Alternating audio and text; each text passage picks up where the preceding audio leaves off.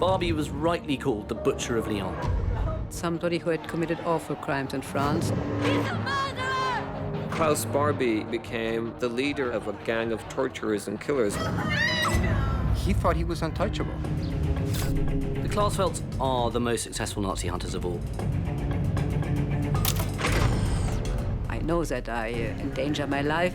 I was nervous very, very much. You have to pay one day for the crimes you committed.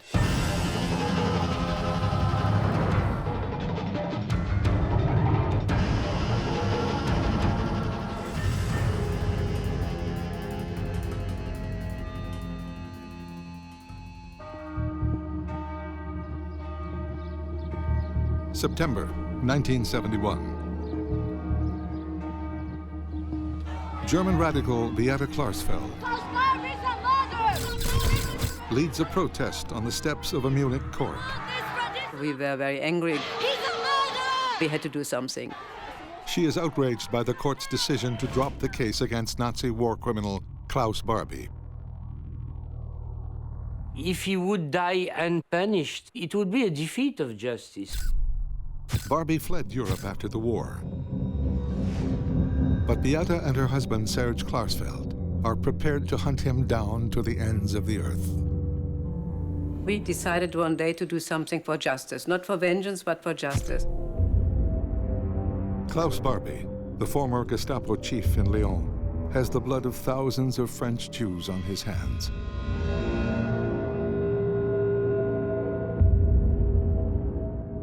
It was known that he was no more in Germany, that he was somewhere else in South America. The prosecutor in Munich, he said, you know, there's no way to pursue Barbie. We have not the proof. We hope that with a demonstration, the prosecutor would change his mind. Beate encourages relatives of Barbie's victims to join the protest. Madame Benguigui, who was mother of 3 boys who were arrested by Klaus Barbie. And she started a hunger strike. And Beate remained close to her and explained to the people what happened exactly. There was an orphanage full of Jewish children in a little village called Isieux, not too far from Lyon.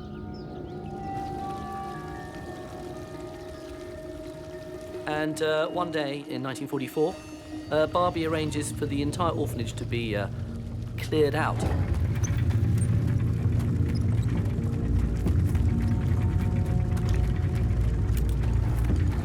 These are just very, very young children. They are sent to the transit camp at Drancy. And from there, they're dispatched to Auschwitz. Madame Benguigui never saw her boys again.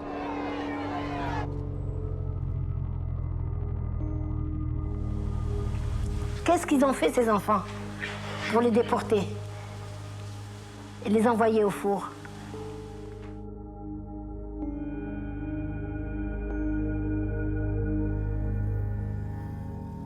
Barbie, on April 7, 1944, signed a telex telling that the children orphanage was liquidated by the Gestapo and that 44 children were arrested and deported. The case against Barbie has been dropped for lack of evidence.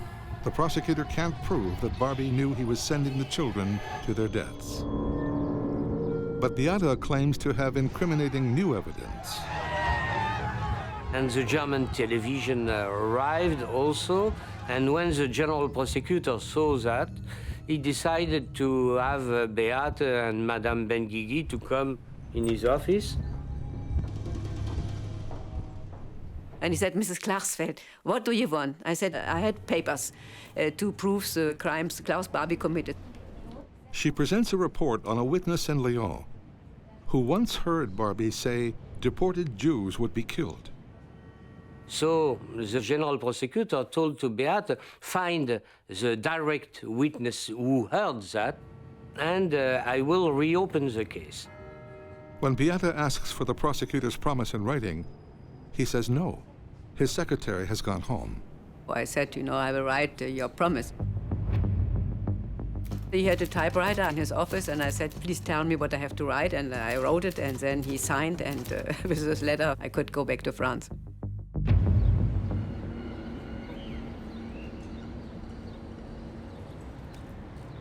Beate and her husband Serge have dedicated their lives to hunting down Nazi criminals. They're an extraordinary couple. Serge is French, and his father had been taken away by the Gestapo for being Jewish and had died in the camps. I decided that I did not survive for nothing. Beate was German, she was a German student, and she met Serge literally on the metro. In France, in Paris. We met then 2 or 3 days later, and then he told me that he's Jewish and that his father has been deported and gassed in Auschwitz. And Beate's father, during the war, had fought with the German army. And it took Serge to open her eyes and make her aware of quite how vile and repellent the Nazi regime had been. When I heard the story of my husband, for me it was sure that I have to do something as a German. We were a young couple, married, not a lot of money.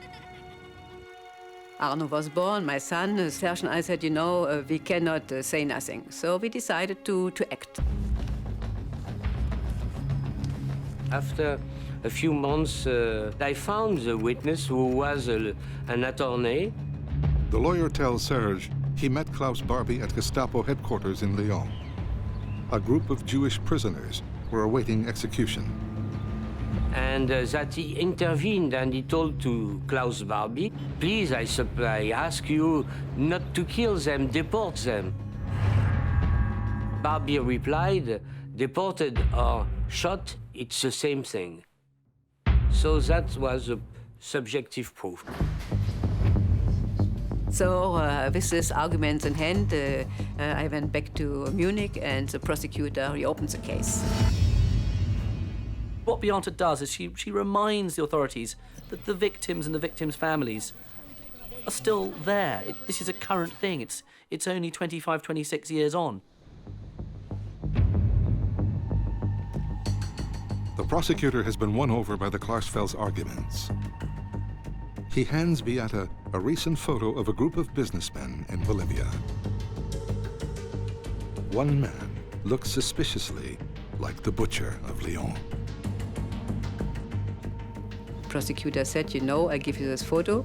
You go back to France and you ask survivors to compare, to see this photo and to ask them if they think it's Klaus Barbie.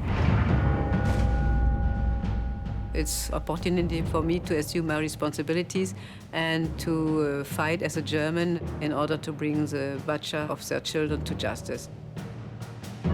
The Klarsfeld's hunt for Klaus Barbie has begun. Beate brought the photo to the French police and asked, is it the same man as Klaus Barbie in 1943? This was a very important moment. 2 photos, they analyzed, and they told non-officially that it is the same man.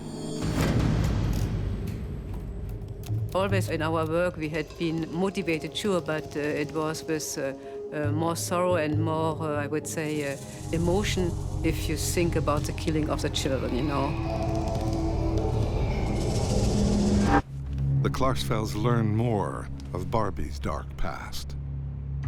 Klaus Barbie went to pretty religious school where he flourished, and he thought that actually he might become a priest. But at age 19, Barbie volunteered for the Nazi Party. He rose quickly through the ranks, from the Hitler Youth to the Gestapo.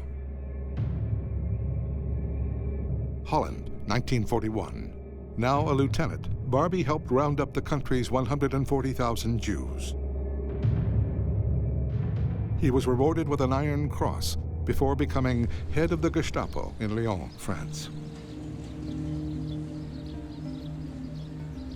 It was a crucial city, Lyon, at that time, a hotbed of a lot of French resistance activity. And the Gestapo, in order to counter this resistance, did so with the utmost brutality. And in Klaus Barbie, they had the perfect man to do it. Klaus Barbie is well known. He's the Butcher of Lyon. He was known for the crimes he committed in France during the war. He was essentially a butcher, and he did just see people as flesh that he could beat around, cut, abuse, inject, do what he liked with.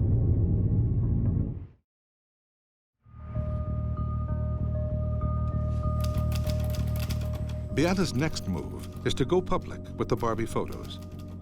Beate made such a noise in Germany that the photo of Klaus Barbie appeared in all the German newspapers. But the reaction they're hoping for doesn't come from Germany. It comes from halfway around the world. A phone call from Lima, Peru.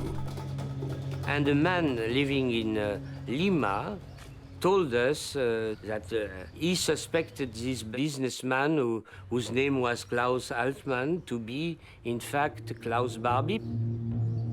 He got a picture of Klaus Altmann, and he sent this photo and saying, you know, this Altmann, certainly Barbie, is living here in Lima.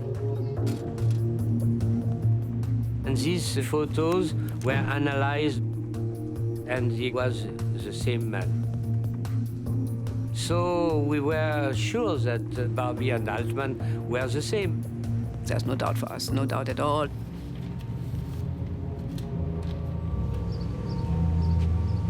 For Barbie, the road to Peru has been long and twisting.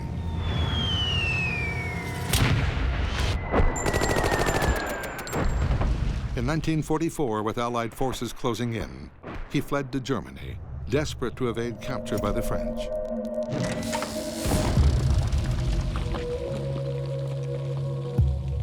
Barbie then just, gets rid of his uniform at the war's end, and he almost became a beggar, just sort of kind of tramping the roads with a load of other ne'er-do-wells.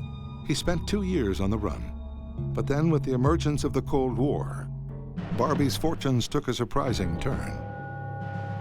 After the war, he was hired by the Americans as an anti-communist agent.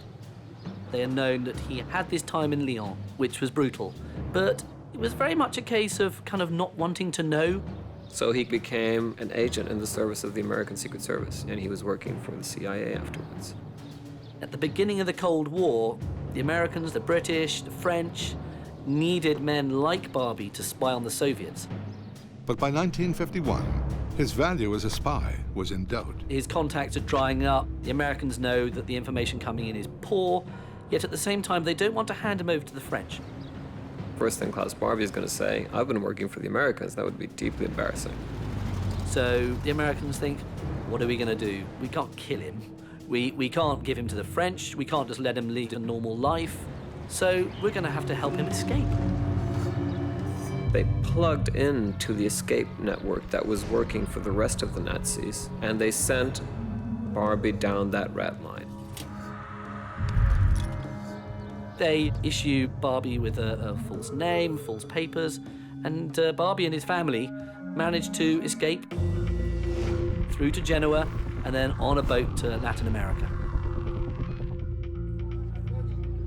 Klaus Barbie probably looked at Bolivia because it was so off the beaten track. Not easy to get there then. And so I think Bolivia was seen as a place where, you could sort of disappear in the woodwork. But even in Bolivia, the former Gestapo chief could not escape his past. When he settled in La Paz in 1951, he would go to the German club, and he had difficulties with a few people. That's when they began to discover that he had tendencies towards National Socialism, and a few members didn't sympathize with him. Now 1971, money-making schemes have brought him to Lima, Peru. The Klarsfeld's mission is to bring the Butcher of Lyon to trial in Europe. It's not difficult to kill, but we don't want to kill. We want a trial. It was important to bring him to justice because he had to pay for his crimes in front of an ordinary court. She decides, right, I've got a young family, doesn't matter, I'm going to get on the plane. I'm not just going to sit in Paris and, issue press releases.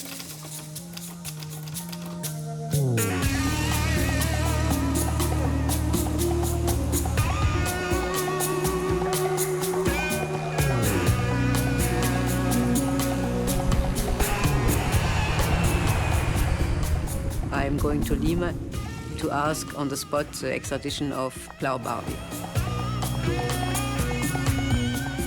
What started out as a fight for justice in Europe has become a chase across continents.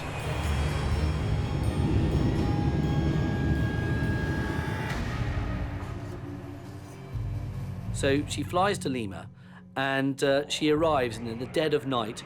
So I'm alone, I have no bodyguards, no secretary.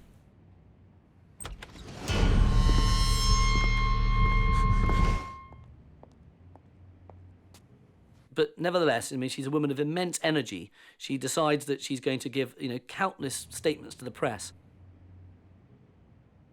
It's a protection for me. The newspapers announced my arrival.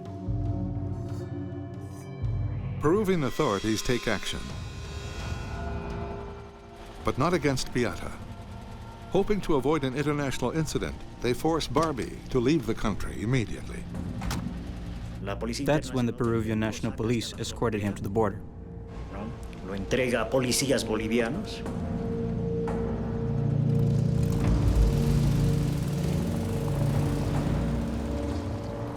He fled to Bolivia as he was a Bolivian citizen.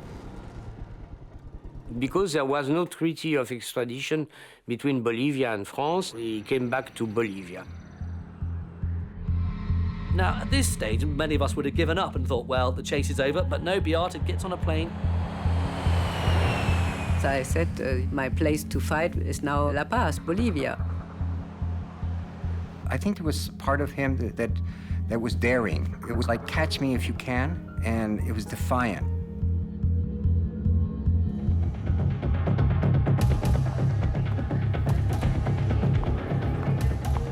My aim was to make public who is this man they're hiding.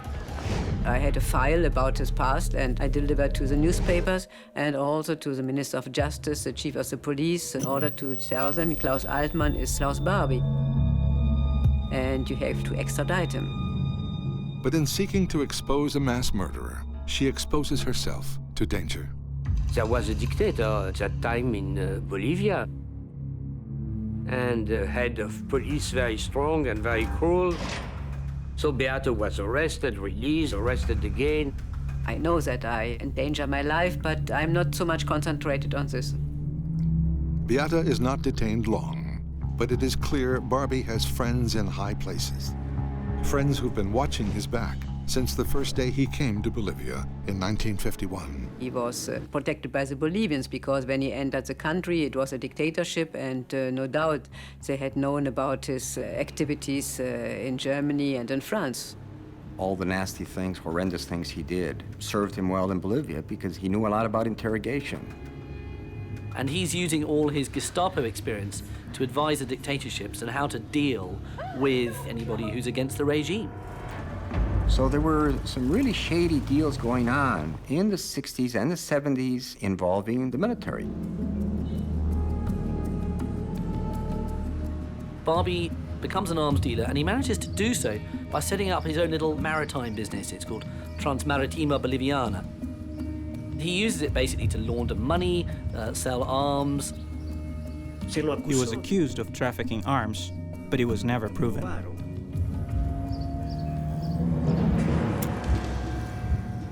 At one point, he is given $10,000 to take some cargo by the Bolivian government, but he never bothers to do anything with the cargo and just pockets the money.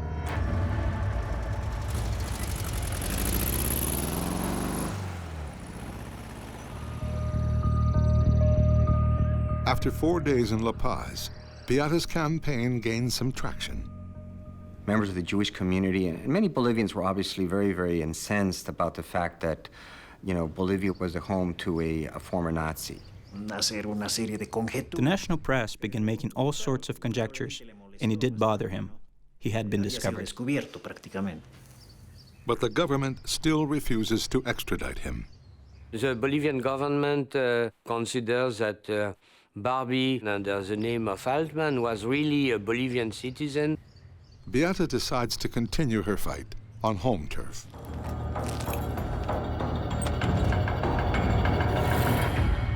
On her way to Paris, she has a stopover in Lima, where government authorities are waiting.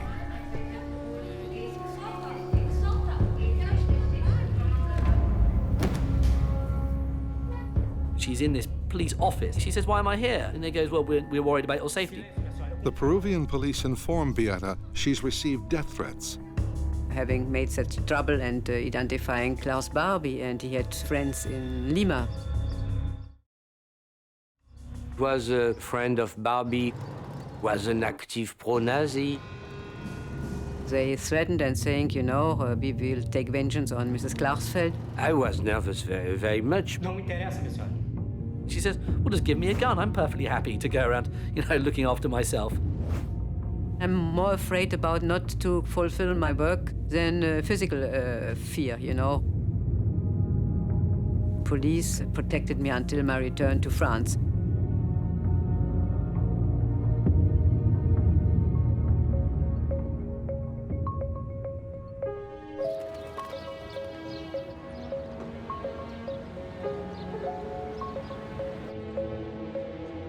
She comes back home to the Paris apartment and finds that Serge has left it in a mess with the children. So as soon as she gets back, she goes straight back into the domestic role of washing their clothes, cleaning and cooking. So it's extraordinary to think this sort of middle-class Parisian housewife is also conducting this great fight for justice. That fight will soon gain an unexpected ally. Klaus Barbie's past is about to catch up with him.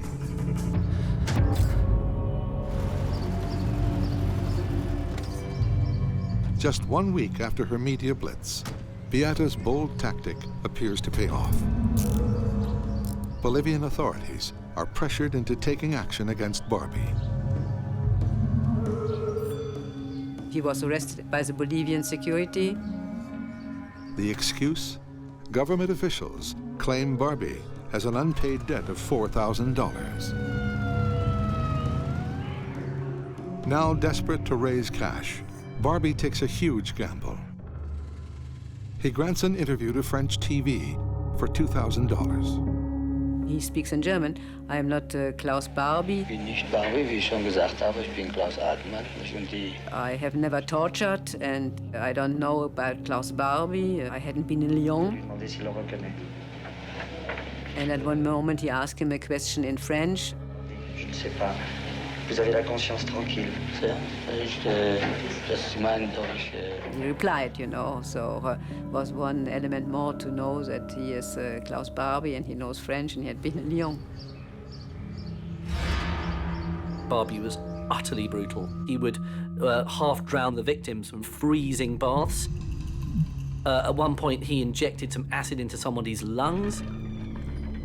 One of his favorite little techniques was to shoot people in such a way at the top of a flight of stairs that when he shot them in the back of their head, their dead body would do a perfect somersault. And he would pride himself on getting it just right. I mean, it was his craft, if you like. One day after the Barbie interview airs, Serge Klarsfeld joins a noisy protest in front of the Bolivian embassy in Paris.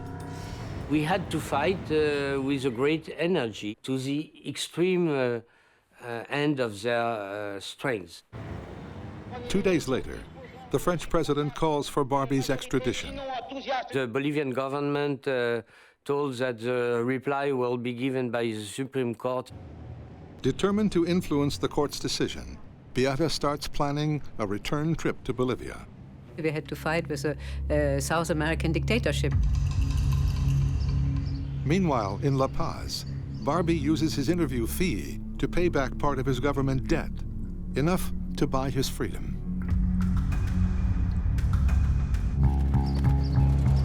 Two weeks later, Beate arrives, armed with a new strategy.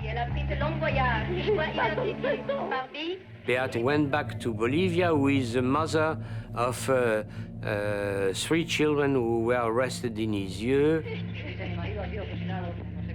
The only surviving brother of those children is Alexandra Hallenbrenner. My mother didn't hesitate for a second. She said, "For the love of the children, I will go." We had a poster saying, Bolivian population, I'm the mother of the children deported by Klaus Barbie. We ask you to send Klaus Barbie back to justice to France. The government said to Beate, if you speak to the press, we'll put you in prison. Doing that in a military dictatorship takes a lot of guts, and especially in the 70s. You don't want to end up in a prison at that point in that country, but she did. Bolivian authorities are desperate to shut her up, but realizing her arrest could lead to more media attention, they decide to let her go. In the 3 weeks they were there, every day they were on the front page. On every newspaper, they were talking about Beata Klarsfeld and Mrs. Hallenbrenner. On their last day in Bolivia, Beate makes her strongest stand yet. They chained themselves to a bench until nighttime. We have always to take spectacular actions because if not, the newspapers wouldn't speak about it. We gave them what they wanted. The police came several times and ripped up the posters, and each time the Bolivians remade them. These two very brave women chaining themselves to a bench. I mean, it was a very, very brave protest.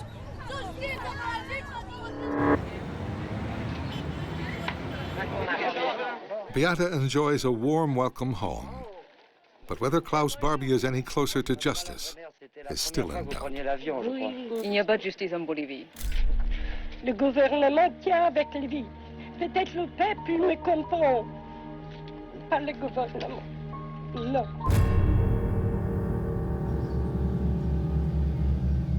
Months pass. Barbie remains free. The Bolivian Supreme Court still hasn't ruled on France's extradition request. Frustrated by the delay, the Klarsfelds hatch a daring and dangerous new plan. They are going to kidnap Klaus Barbie and smuggle him to France. Serge travels to Santiago, Chile. We wanted justice. He meets with a former revolutionary who once fought alongside Che Guevara.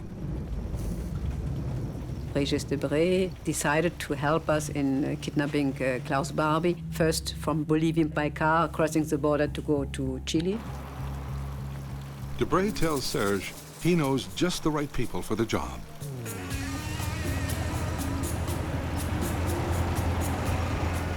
We arrived at the border of Chile and Bolivia, and we met Gustavo Sanchez Salazar, who is his friend from the army. He told us that an attempt of kidnapping is possible between La Paz and Cochabamba, because Barbie had a business in Cochabamba. We had to pay the money to buy a car, and the car was needed in order to capture Klaus Barbie. I gave the money, $5,000. After weeks of planning, the kidnap plot is finally underway. Our friend who took the money and bought the car had an accident with the car. And so we had to abandon this plan. It was impossible to make the attempt. It is a stunning blow for the Klarsfelds. Barbie may never be tried for his crimes. Despite the setbacks, Serge and Beate never waver. Through the 70s, they remain determined to bring Klaus Barbie to trial. It's very, very hard during 10 years to have the same strength and the same will. Their life since then has just been one long, very, very hardly fought campaign against injustice. It's a great responsibility when you start a fight, which is a fight known by the media, the public opinion, and so on. August 1981. Klaus Barbie has new hunters on his trail. New York Times photographer Marissa Bell Schumacher and freelance reporter Peter McFerrin. I began investigating the links between the Nazis, the paramilitary, the military, and cocaine traffickers. Barbie is now living in Cochabamba, a city 400 kilometers southeast of La Paz. In recent years, he's made himself a key figure in the Bolivian underworld, aiding the cocaine barons who now control the government. Klaus Barbie became the leader of a gang of torturers and killers working for the military dictatorship. And they're called the fiancés of death. Barbie issues them with orders to go and do what they like and basically murder and pillage. Capturing political opponents, torturing them and murdering them for a group of right-wing generals in Bolivia. These were criminals. And Barbie worked with these criminals and opened doors for them. He's like a pig in clover. He's made an honorary colonel, and he starts becoming in charge of suppressing resistance movements in Bolivia. And it's even rumored that Klaus Barbie played a role in the capture and assassination of Che Guevara.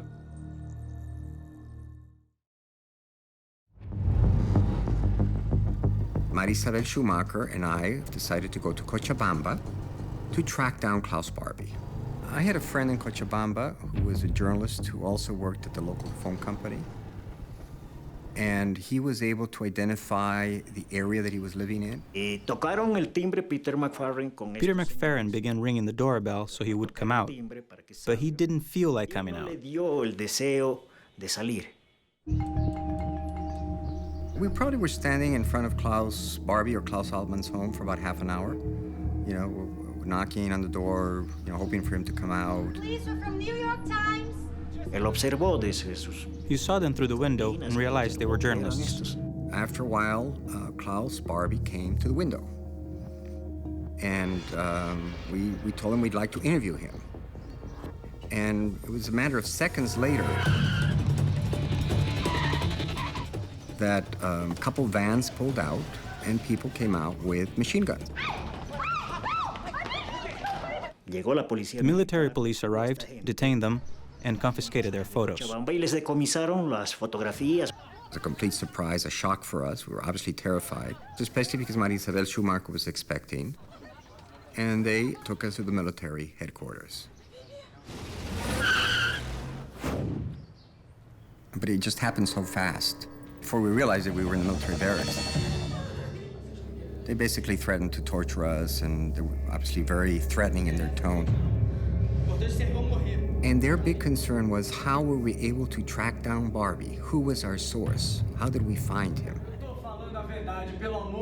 The worst part was the threatening to take our fingernails out. And then I think they soon realized that they made a big mistake arresting two people who were working on this story for the New York Times. So after a few hours where we were let go, we got out on the first flight we could. And we went back to La Paz, and 2 or 3 days later, the New York Times published a front-page story about the Nazis, about the paramilitary, about the cocaine traffickers. And hours later, I received a series of death threats. I was advised by friends and family, you better get out of Bolivia very quickly. And I caught the next flight out to Puerto Rico.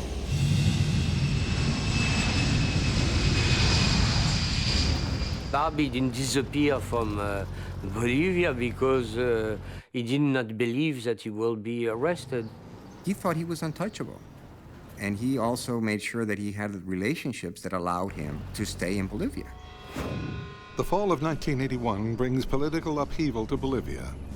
A pro-democracy movement forces out the country's authoritarian regime. The president who took over was left of center, Hernán Siles Suazo.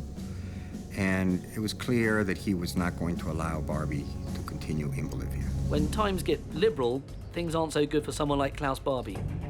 The Klarsfelds realized that it might be possible to try and get either the French or the West Germans to extradite Barbie. The fact that democracy returned to Bolivia was the beginning of his end.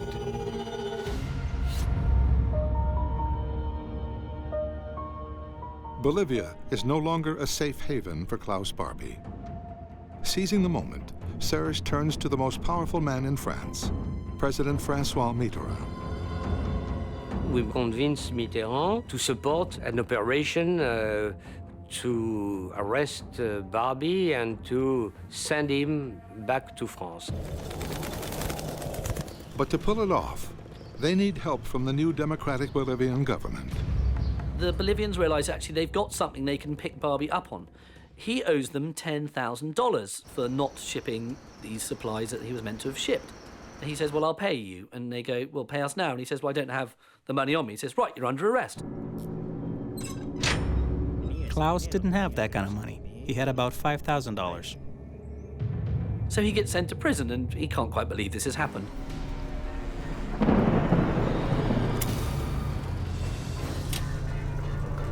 $10,000, not a lot of money, but will be very expensive for Barbie. I spoke to the lawyer to find some way to solve that problem, but I couldn't. Finally, I had to ask for a loan. Eventually the money's paid. The Bolivians then say, well, you've paid the money, but you owe us the interest. And he goes, well, we can't get the interest, it's the weekend. Well, too bad. If you can't get us the money, you're going to have to be kicked out of this country. Barbie knows that they're out to get him.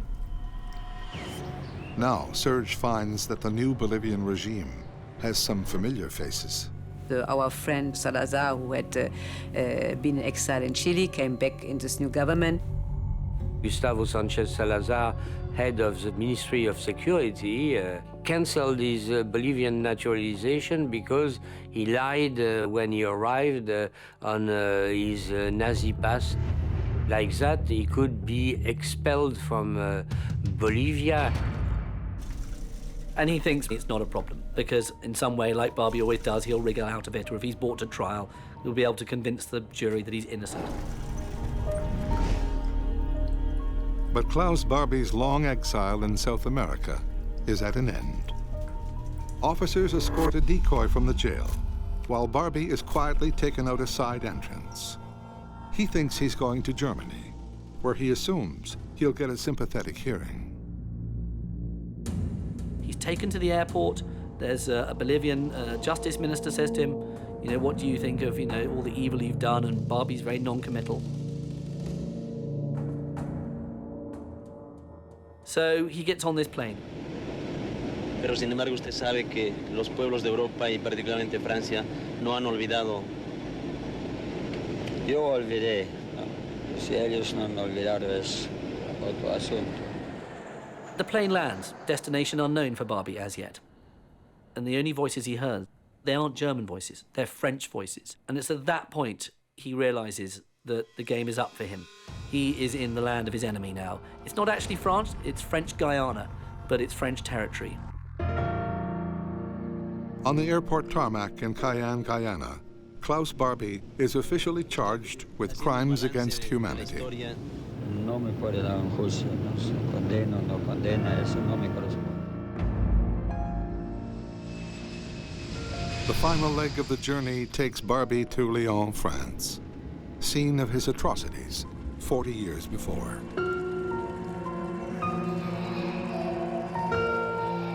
We were at home.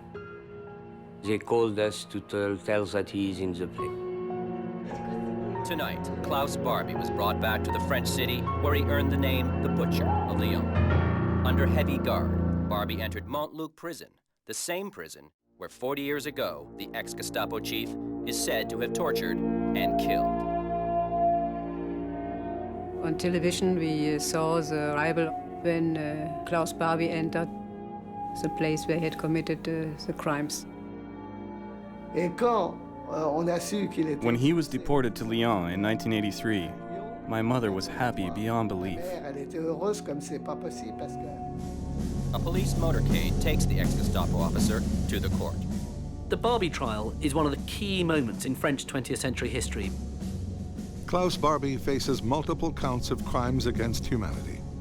Among the team of prosecutors is Serge Klarsfeld. We believe that we will be convicted because he was guilty. Barbie once told me they are always going to want to do something, but I'm in the hands of destiny, nothing more. His attitude did not change. There was absolutely no remorse for what he'd done. And never, never, never a sign of regret, never a word of regret, and no word of the victims, On July 4th, 1987, 16 years after the Klarsfelds began their hunt, Barbie is found guilty. The former Gestapo chief showed no emotion as a sentence of life imprisonment was passed. I was satisfied, but I wasn't filled with hatred or vengeance. It was an historic judgment, and that was the goal. For my mother, too. Until then, never you saw somebody, a group of Jews bringing to justice Nazi criminals by trial? I see them as evil hunters, and they were determined to track somebody down who had committed so much evil. And that's admirable. It was important to see that this abject and awful and brutal Klaus Barbie in front of his judges was brought to justice. You have to pay one day for the crimes you committed.